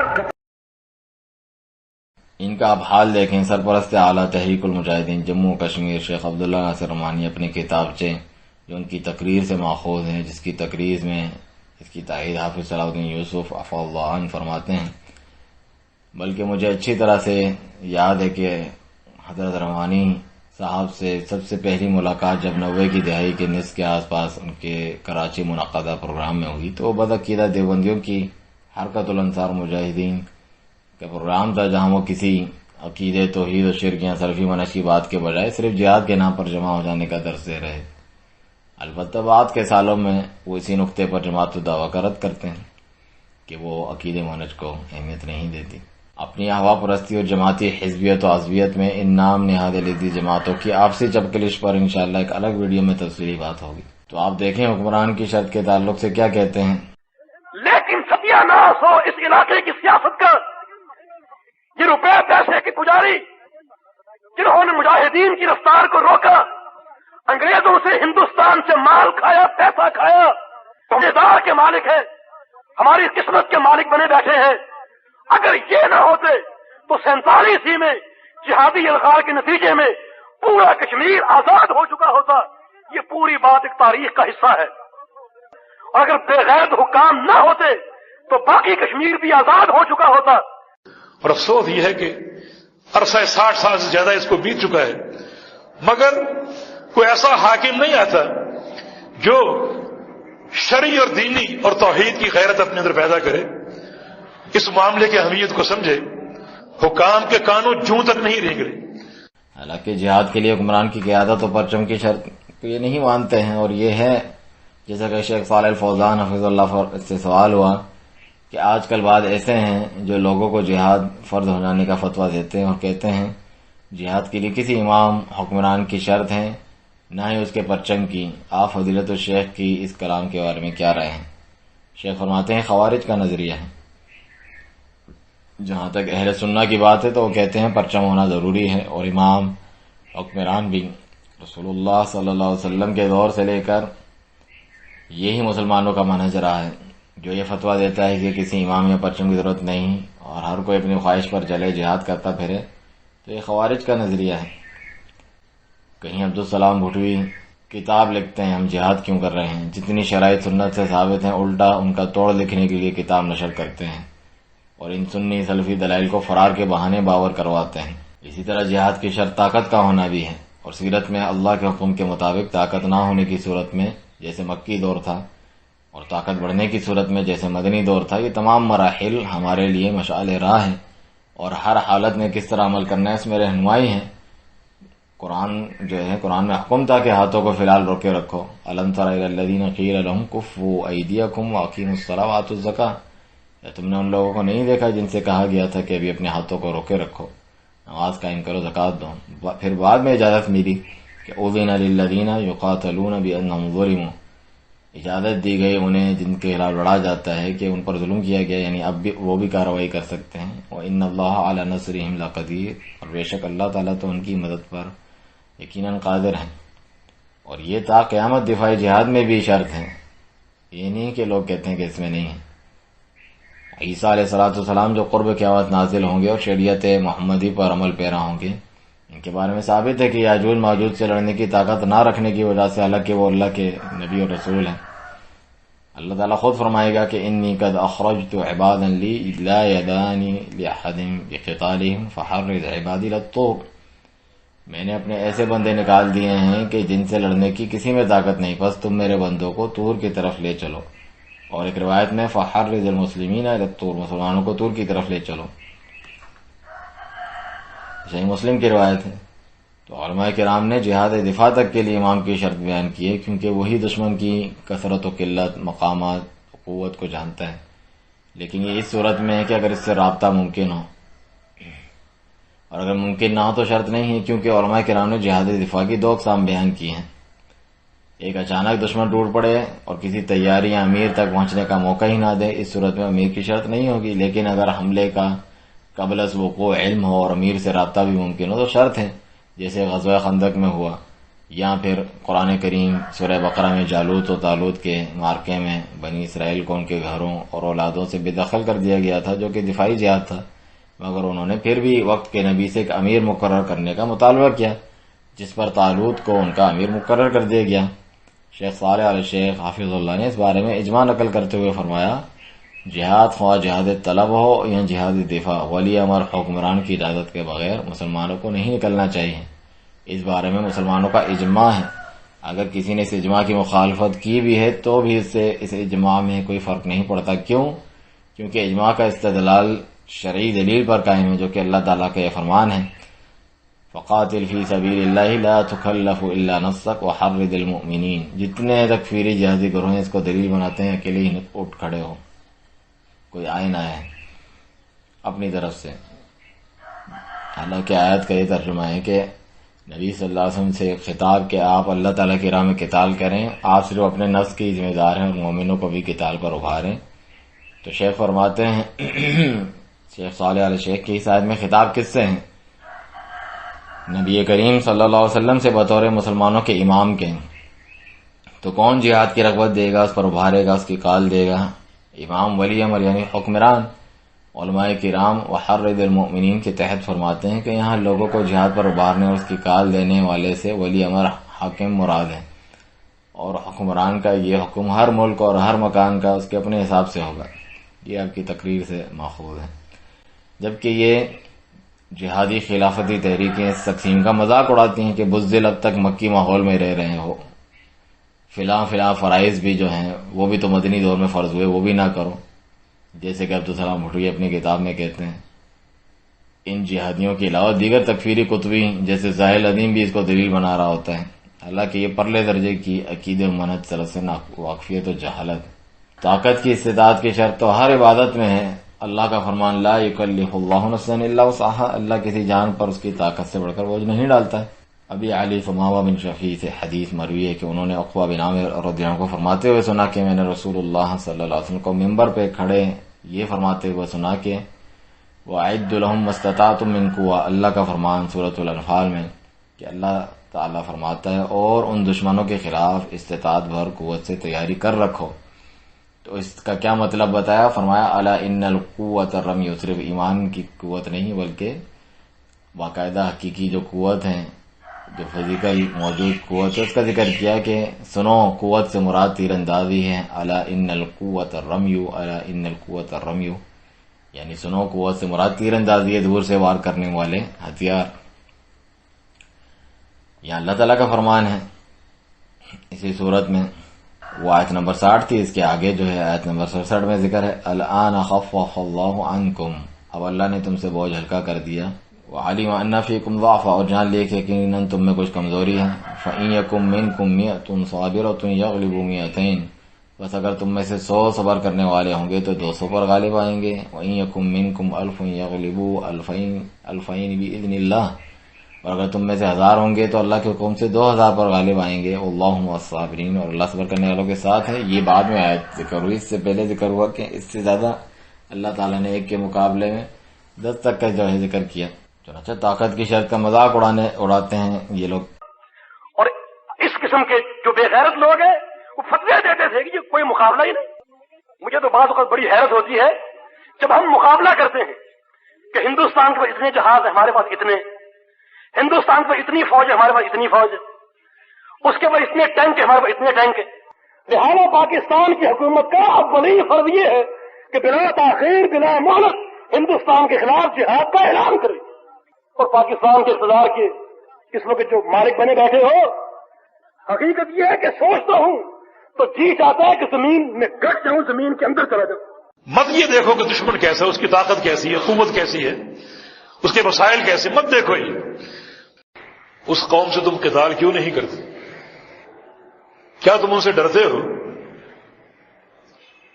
تم اپنی اور اس قوم کی طاقت کا موازنہ کر رہے ہو کہ ان کا اسلحہ ہم سے زیادہ ہے، وسائل ہم سے زیادہ ہیں، تو ایسے موقعوں پر تم دشمن کی طاقت کو مت تولو، وہ کتنا قوی ہے اور کتنا جری ہے اور کس قدر وسائل سے مالا مال ہے، تو ایسے موقعوں پر ضروری ہے کہ فوراً حملہ کر دو۔ اسی طرح رسول اللہ صلی اللہ علیہ وسلم نے والدین کی اجازت کے بغیر جہاد سے صحابی کو روک دیا تھا کہ واپس جا کر انہیں خوش کرو جس طرح انہیں روتا چھوڑایا ہوں، مگر اللہ کی شان حافظ سعید جیسے بھی مفسر قرآن بن کر والدین کی اجازت کی شرط کے تعلق سے شکوک و شبہات پیدا کرتے ہیں، کیونکہ ظاہر ہے کہ ان کے مقصد اور جماعت کی بنیاد کو ہی ٹھیس پہنچے گی، اور کوئی والدین ان کے ساتھ اپنے بچوں کو نہیں بھیجیں گے اور نہ بھیجنا چاہیے، بلکہ بھیجنے والوں کو اسلامی ملک کی افواج میں بھیجنا چاہیے اگر واقعی چاہتے ہیں۔ اہل بدعت کی طرح پہلے کا عقیدہ بنا لو، پھر چاہے کوئی ضعیف حدیث ہی مل جائے یا نصوص کی تعویلات کرنی پڑے تو کرتے جائیں۔ مولانا عبد المنان نور پوری تو فرماتے ہیں کہ کشمیر جہاد میں جاں باغ ہونے والے کو شہید کہہ سکتے ہیں، حالانکہ صحیح بخاری میں امام بخاری رحمۃ اللہ علیہ نے اس مسئلے پر اپنی صحیح بخاری میں باب باندھا ہے کہ باب اس بارے میں لا یقول فلان شہید، باب اس بارے میں کہ کسی کو نہ کہا جائے کہ فلاں شہید ہے۔ ہمارے ہاں کوئی قطب شہید پکارتا رہتا ہے تو کوئی علامہ شہید، اور اس کے تحت امام بخاری سہل ابن سعد السعدی رضی اللہ عنہ کی حدیث لائے ہیں کہ ایک شخص بڑی بہادری سے مشرکین کے خلاف جہاد کر رہا تھا، مگر رسول اللہ صلی اللہ علیہ وسلم نے فرمایا وہ جہنمی ہے۔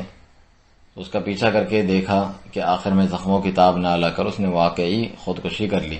اور مولانا عبد المنان ان خارجی پرائیویٹ جہادی گروپ سے تعاون کرنے کا کہتے ہیں، اور ان کا کہنا ہے کہ حزبی گمراہ جماعتوں میں شامل ہوئے بغیر ان سے پھر بھی تعاون کرنا چاہیے، نہ کہ ان کے باطل کا رد کر کے ان کا بائیکاٹ۔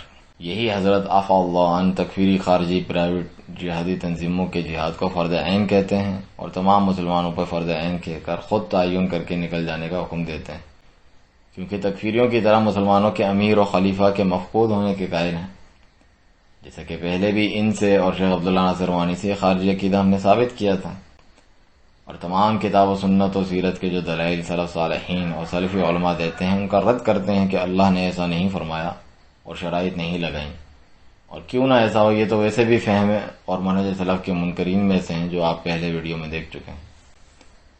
اور یہی جہادی گروپس کے غیر سلفی مواقف و شبہات کو جماعت الدعوہ کے مفتی عبد الرحمن رمانی نے بھی عبدالسلام اٹھوی کی طرح دہرایا ہے اپنی کتاب الجہاد الاسلامی میں، بلکہ خودکش حملوں کو جو خوبصورت بنا کر فدائی کارروائی کا نام دیا جاتا ہے اسے بھی انہی جہادی خارجی تکفیری گروہوں کی طرح پرتکلف تشریحات سے واجب تک قرار دیا ہے۔ اس کا حوالہ خود یہاں پر بھی مولانا عبد المنان کی کتاب میں ناشر کی طرف سے ڈالا گیا ہے۔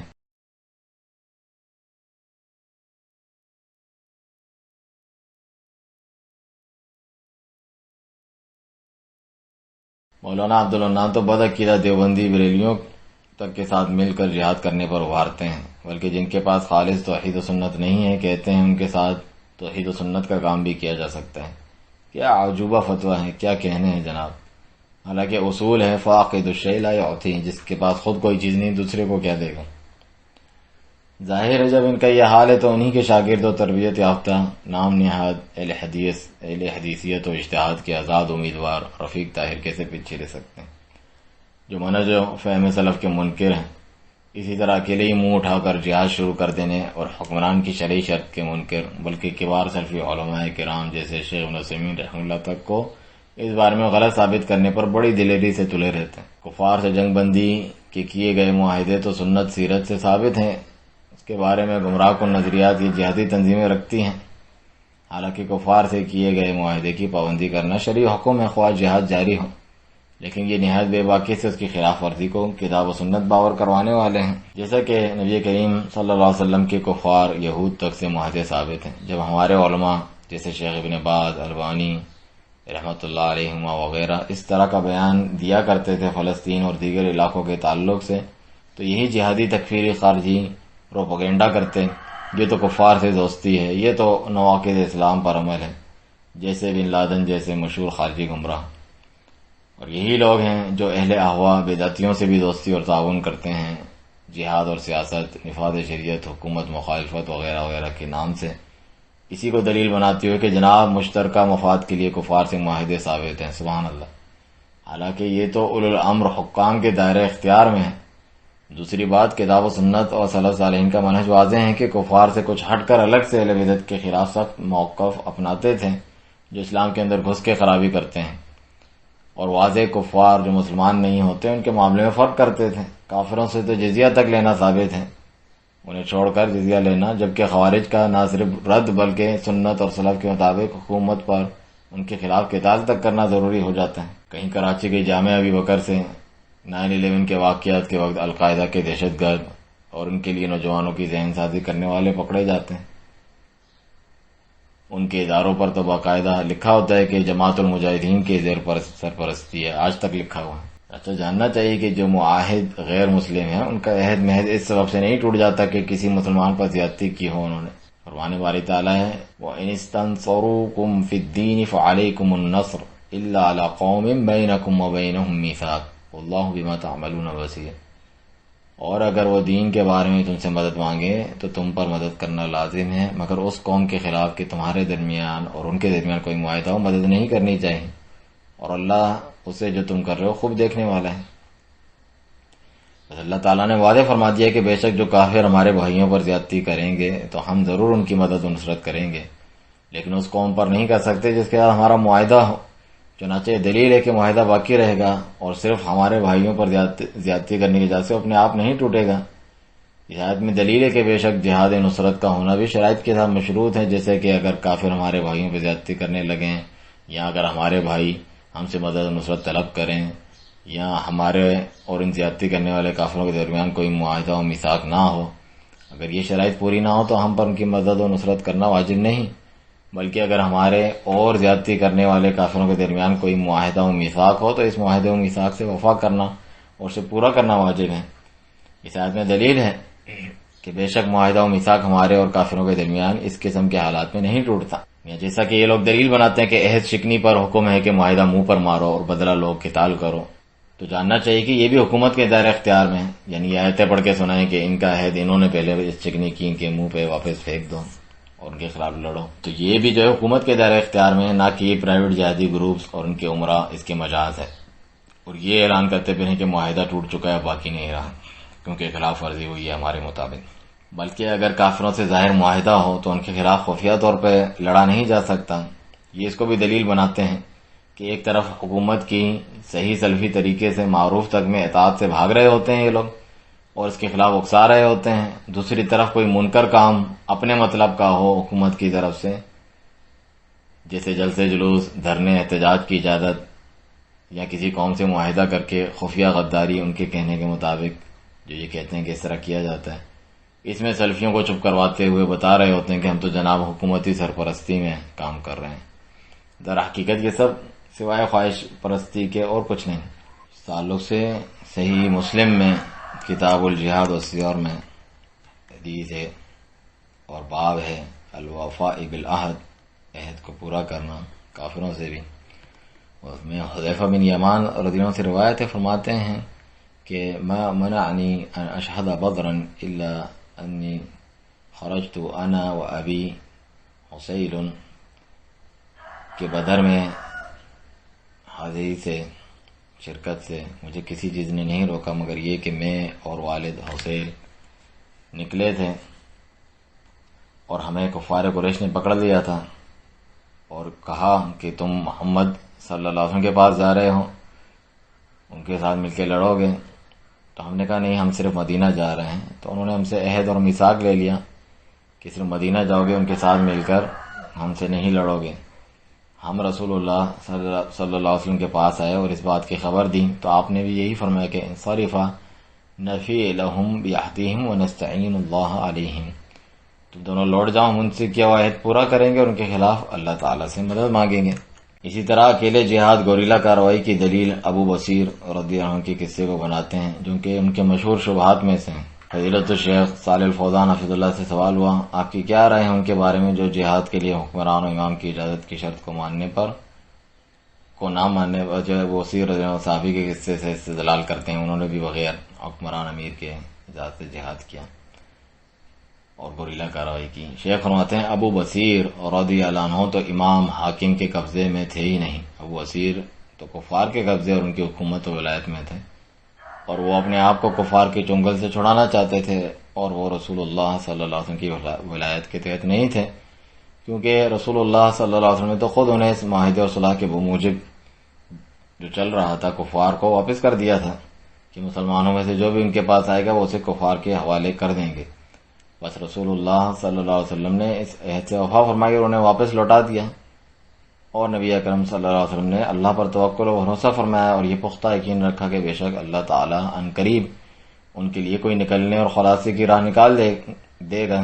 لہذا وہ وزیر رضی اللہ عنہ کفار کی حکومت کے ماتحت تھے اور ان سے خلاصے چاہتے تھے، نہ کہ وہ مسلمانوں کے ملک اور ان کے ولی امر اور حکمران کے قبضے میں تھے. اسی طرح یہ جو جہادیں غیر سرکاری جہادی تربیتی کیمپ اور معسکرات بھی بناتے ہیں. شیخ صالح الفوزان حفظ اللہ سے سوال ہوا کہ اللہ تعالیٰ کا فرمان ہے وَأَعِدُّوا لَهُم مَّا اسْتَطَعْتُم مِّن قُوَّةٍ، اور ان کے خلاف جس قدر استطاعت و قوت تیار کرو. کہ تیاری حکمران کی طرف سے ہوتی ہے یا ہر شخص اپنے آپ کو خود ہی تیار کر لے؟ یہ لوگ یہ عذر پیش کرتے ہیں کہ آپ نے تیاری بھی کہاں کر رکھی ہے، ٹریننگیں لینا ان کے یہاں جا کے. تو شیخ فرماتے ہیں کہ اس میں کوئی شک نہیں کہ یہ خطاب حکمرانوں سے ہیں جن کے ہاتھ میں ریاستی معاملات کی باغ ڈور ہیں، کیونکہ وہی ہیں جو اس کی تیاری اور فوج کو منظم کرنے کا اختیار رکھتے ہیں. چنانچہ جہاد کی اہلیت و صلاحیت حکمرانوں کے ہاتھ میں ہے۔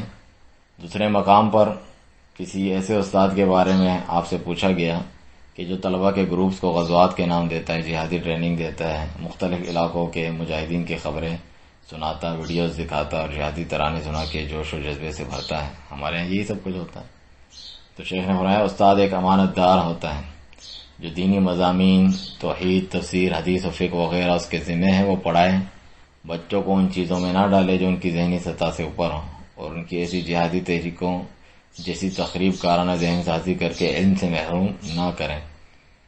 تعلق صاحب دیکھیں جہاد کے احکام و ضوابط اور الاجابات المہمہ وغیرہ کتاب میں شیخ کی فتاوی کی، اور اس پوری سیریز کو تو ہم نے جہاد کے تعلق سے شیخ کی ویب سائٹ پر بھی ہم نے ڈالا ہے اپنے اردو ترجمے کے ساتھ، اس سے استفادہ کیجیے۔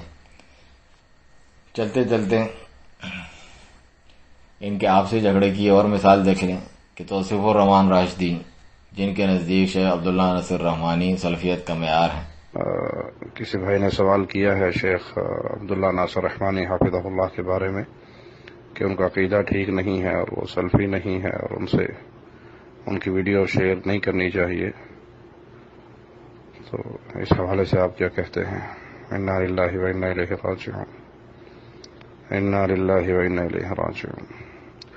جو شخص یہ کہتا ہے کہ فضیلت الشیخ عبداللہ ناصر رحمانی حافظہ اللہ کا عقیدہ ٹھیک نہیں ہے یا وہ سلفی نہیں ہے، ایسا کہنے والا شخص مجرم ہے، اور وہ خود سلفی نہیں ہے، اس کے اپنے عقیدے میں خلل ہے، اور یہ کسی تعصب کی بنا پر ایسے الفاظ ادا کر رہا ہے۔ عبداللہ ناصر رحمانی ایسا کہنے والے نہ خود علماء ہیں، نہ خود سلفی ہیں، بلکہ وہ کسی تعصب کا شکار ہو کر سستی شہرت کی تلاش میں اس طرح کے جملے بول رہے ہیں۔ دوسری طرف کشمیر جہادی تنظیم کے سرپرست بھی یہی شیخ رحمانی ہے، جبکہ توصیف الرحمان تو اسے فراڈ سیاست قرار دیتا ہے۔ اگر کشمیر پاکستان بنے یا کشمیر خود مختار بنے، دونوں صورتوں میں توحید کا نعرہ نہیں ہے، اسلام کا نعرہ نہیں ہے، یہ وطنیت کی جنگ ہے، یہ ملک کی جنگ ہے، یہ قوم کی جنگ ہے، یہ وطن کی جنگ ہے۔ اس جنگ کے اندر اسلام کا ذکر نہیں ہے، وطنیت کی جنگ اسلام نہیں ہوا کرتی، قومیت کی جنگ اسلام نہیں ہوا کرتی، ملکوں کو فتح کرنے کی جنگ اسلام نہیں ہوا کرتی۔ اسلام کی جنگ کی بنیاد لا الہ الا اللہ ہوا کرتے ہیں۔ اگر وہ جہاد، لوگ کہتے ہیں کہ وطنیت کی جنگ ہے، قومیت کی جنگ ہے، میں اس اسٹیج پر آج ثابت کروں گا کہ وطنیت اور قومیت کی جنگ بھی شرعی جنگ ہے۔ تو اس کا معنی یہ کہ وطن کی آزادی، قوم کی آزادی، یہ بالکل شرعی مقصد۔ معنی یہ کہ وطن کو لوٹانے کے لیے، وطن کی آزادی کے لیے اور قوموں کی آزادی کے لیے بھی جہاد کرنا فی سبیل اللہ جہاد ہے۔ معنی وطن کو واپس لینا، وطن کو چھیننا، یہ بھی جہاد ہے فی سبیل اللہ۔ تو محض یہ کہہ کے اس جہاد کو ٹالنا کہ کشمیر کا جہاد ایک قومی جہاد ہے، وطنی جہاد ہے، یہ ایک بالکل ایسا عذر ہے جس کی کوئی بنیاد نہیں۔ اس لیے کہ وطن کو واپس لینا اور قوموں کو آزاد کرانا یہ بھی بالکل شرعی مقصد۔ اگر یہ ہدف ہو، ٹارگیٹ ہو کہ ہم نے کشمیر کو آزاد کرانا ہے، ہم نے کشمیری قوم کو آزاد کرانا ہے، تو یہ بھی ایک شرعی مقصد۔ اور دوسری طرف شیخ رحمانی ان جیسے مخالفین کو بے غیرت بزدل قرار دیتے ہیں۔ لیکن ستیہ ناش ہو اس علاقے کی سیاست کا، یہ روپے پیسے کی پجاری جنہوں نے مجاہدین کی رفتار کو روکا، انگریزوں سے ہندوستان سے مال کھایا، پیسہ کھایا، اقتدار کے مالک ہیں، ہماری قسمت کے مالک بنے بیٹھے ہیں۔ اگر یہ نہ ہوتے تو 47 میں جہادی الغار کے نتیجے میں پورا کشمیر آزاد ہو چکا ہوتا۔ یہ پوری بات ایک تاریخ کا حصہ ہے، اور اگر بے غیرت حکام نہ ہوتے تو باقی کشمیر بھی آزاد ہو چکا ہوتا۔ سبحان اللہ، کہ آپ تحسبهم جمیعا وقلوبهم شتیٰ۔ اسی طرح آپ دیکھیں عقید منہج میں رسوخ مضبوطی نہ ہونے، اور اس میں بھی جو ہے خوش آمد چاپلوسی، بس لوگوں کے دکھلاوے کے لیے مختلف حق بات بھی کرنے اور کبھی نہ کرنے کو اپنانے کے تعلق سے شیخ عبداللہ ناصر رحمانی رد کرتے رہے جماعت الدعویٰ کا کہ وہ سلفی عقید منہج کی توحید اور ان چیزوں کی پرواہ نہیں کرتے اور بدعتیوں سے بدعقیدہ لوگوں سے بھی تعاون کرتے ہیں، ساتھ دیتے ہیں جہاد میں، اور کہا کہ اس قسم کے جہاد کا کوئی فائدہ نہیں، صرف اہل توحید کے ذریعے اللہ تعالیٰ جہاد کرواتا ہے، اور زندگی بھر ان کی مخالفت میں لگے رہیں۔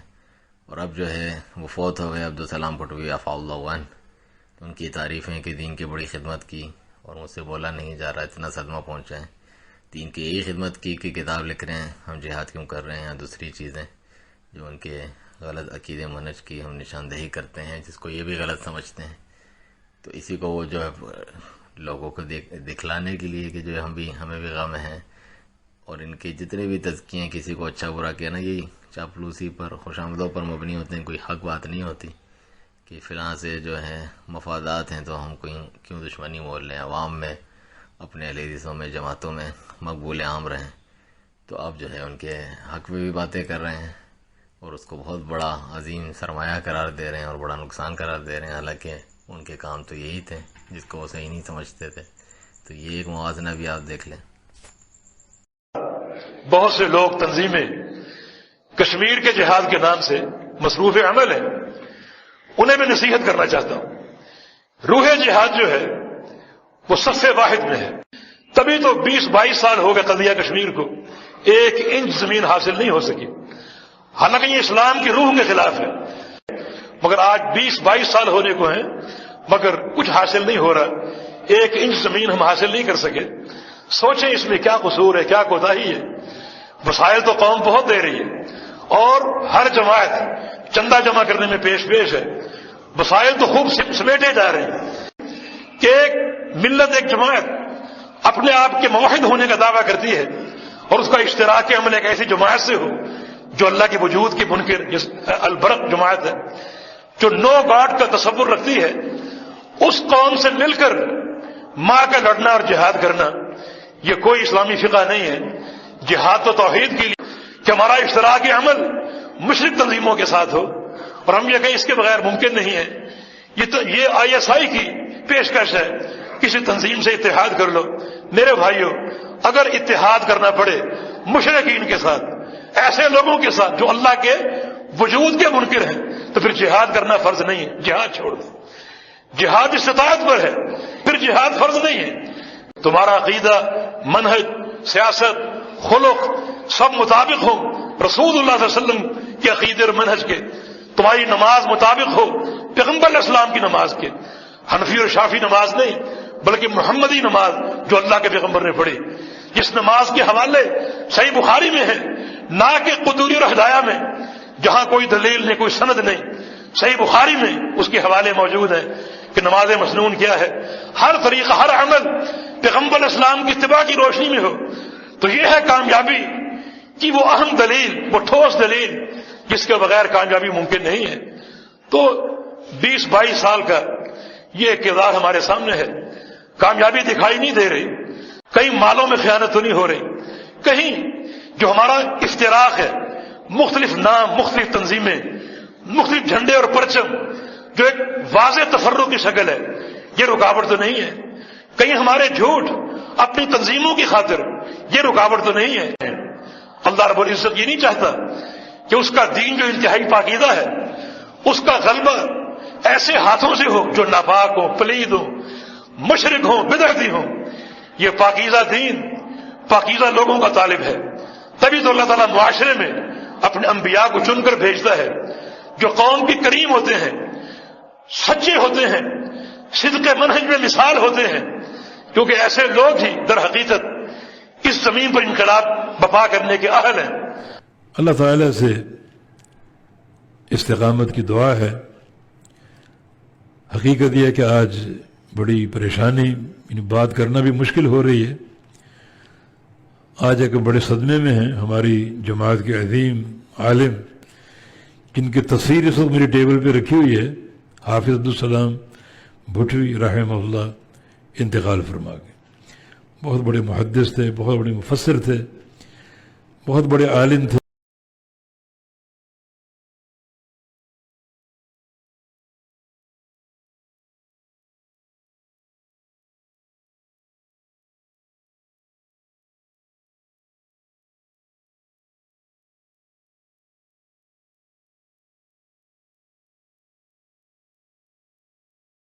اور بڑے مخلص تھے یعنی دعوت حق کے لیے، اور بڑا ان کا ایک تلامذہ کا حلقہ اور ایک وسیع تعداد ان کے لیے صدقہ جاریہ، بہت سی کتب کے مؤلف. تو ابھی تھوڑی دیر قبل ان کی وفات کی اطلاع ملی تو بالکل ایک پریشانی بھی ہے، اداسی بھی ہے، اور زیادہ بات چیت کرنا بھی کچھ میرے لیے ممکن نہیں ہو رہا. دعا کریں کہ اللہ تعالیٰ ان کی مغفرت فرمائے اور اللہ رب العزت توفیق دے کہ ان کا کوئی بدل ہم پیدا کر سکیں. جہاد اور دہشت گردی میں فرق کے تعلق سے شیخ صالح الفوزان حفظہ اللہ سے سوال کیا گیا کہ اللہ کی حفاظت فرمائے، ہم جہاد اور دہشت گردی میں کس طرح فرق کر سکتے ہیں؟ فرمایا کہ جہاد حق ہے جبکہ دہشت گردی باطل ہے. جہاد اللہ کے کلمے کی سربلندی کے لیے ہوتا ہے اور ساتھ ہی فسادیوں کا خاتمہ کرنے اور انہیں ان کی حد پہ روکنے، مسلمانوں کو امن میں رکھنے، امن و امان کی پھیلانے کے لیے ہوتا ہے، اور اس توحید و عقیدے کی نشر و اشاعت کے لیے ہوتا ہے کہ جس سے انسانیت کی فی الحال اور آئندہ کی اصلاح ہوتی ہے. جہاد کا انجام قابل ستائش ہوتا ہے اور اس کے نتائج ثمر آور ہوتے ہیں، جبکہ دہشت گردی بلا شبہ شر و برائی ہے اور اس کا انجام برا اور سنگین ہوتا ہے. جائز نہیں کہ مسلمانوں کو ڈرایا جائے اور مسلمانوں میں دہشت گردی پھیلائی جائے. تو یہ شیخ کا جواب تھا. آخر میں اللہ تعالیٰ سے دعا ہے اللہ تعالیٰ مسلمانوں کو صحیح طور پر کتاب و سنت کو فہم صلی اللہ علیہ وسلم کے مطابق اپنانے، چاہے حکومت ہو یا عوام، اس کی توفیق دیں. توحید و سنت و سلفی عقیدہ و منہج اپنا کر شرک و بدعت و خرافات و تفرقہ بازی، حزبیت، تکفیر کی جو فکر ہے اور خارجیت، ارجاء اور رافضیت، قبر پرستی و تصوف، ہر گمراہی سے بچا کر اس کی راہ میں کما حقہ جان، مال، زبان، قلم، نفس کے خلاف اور ہر قسم کا جہاد کرنے کی توفیق عطا فرمائے اور ان کی دشمنوں کے خلاف مدد و نصرت فرمائے. آمین یا رب العالمین. وسبحانک اللہم و بحمدک، اشہد ان لا الہ الا انت، استغفرک و اتوب الیک.